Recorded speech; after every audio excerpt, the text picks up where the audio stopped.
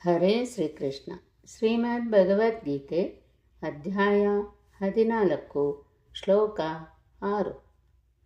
ತತ್ರ ಸತ್ವಂ ನಿರ್ಮಲತ್ವಾತ್ ಪ್ರಕಾಶಕಮನಾಮಯಂ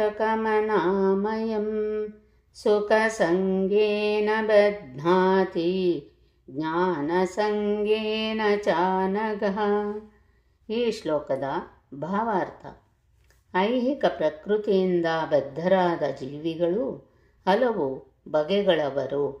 ಒಬ್ಬನು ಸುಖವಾಗಿರುತ್ತಾನೆ, ಮತ್ತೊಬ್ಬನು ಬಹು ಚಟುವಟಿಕೆಯಿಂದಿರುತ್ತಾನೆ, ಇನ್ನೊಬ್ಬನು ನಿಸ್ಸಹಾಯಕನಾಗಿರುತ್ತಾನೆ. ಈ ಎಲ್ಲ ಬಗೆಗಳ ಮಾನಸಿಕ ಅಭಿವ್ಯಕ್ತಿಗಳು ಪ್ರಕೃತಿಯಲ್ಲಿ ಜೀವಿಗಳ ಬದ್ಧ ಸ್ಥಿತಿಗೆ ಕಾರಣ. ಅವು ಹೇಗೆ ಭಿನ್ನವಾಗಿ ಬದ್ಧವಾಗಿರುತ್ತವೆ ಎನ್ನುವುದನ್ನು ಭಗವದ್ಗೀತೆಯ ಈ ವಿಭಾಗದಲ್ಲಿ ವಿವರಿಸಿದೆ. ಸತ್ವಗುಣವನ್ನು ಮೊದಲು ಪರಿಶೀಲಿಸಿದೆ. ಈ ಐಹಿಕ ಜಗತ್ತಿನಲ್ಲಿ ಸತ್ವಗುಣವನ್ನು ಬೆಳೆಸಿಕೊಳ್ಳುವುದರ ಪರಿಣಾಮವೆಂದರೆ ಅಂತಹ ಮನುಷ್ಯನು ಹೀಗಿಲ್ಲದೆ ಬದ್ಧರಾಗಿರುವವರಿಗಿಂತ ಬುದ್ಧಿವಂತನಾಗುತ್ತಾನೆ.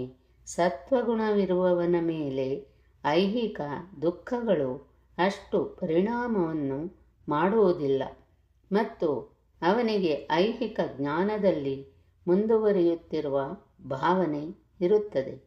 ಇವರ ಪ್ರತಿನಿಧಿ ಬ್ರಾಹ್ಮಣ. ಅವನು ಸತ್ವಗುಣದಲ್ಲಿ ನೆಲೆಸಿದ್ದಾನೆ ಎಂದು ಭಾವಿಸಲಾಗುತ್ತದೆ. ಸತ್ವಗುಣದಿಂದ ಮನುಷ್ಯನು ಪಾಪ ಕರ್ಮಗಳಿಂದ ಸ್ವಲ್ಪ ಹೆಚ್ಚು ಕಡಿಮೆ ಮುಕ್ತನೇ ಆಗುತ್ತಾನೆ ಎನ್ನುವುದನ್ನು ಅರ್ಥ ಮಾಡಿಕೊಳ್ಳುವುದೇ ಈ ಸುಖದ ಭಾವನೆಗೆ ಕಾರಣ.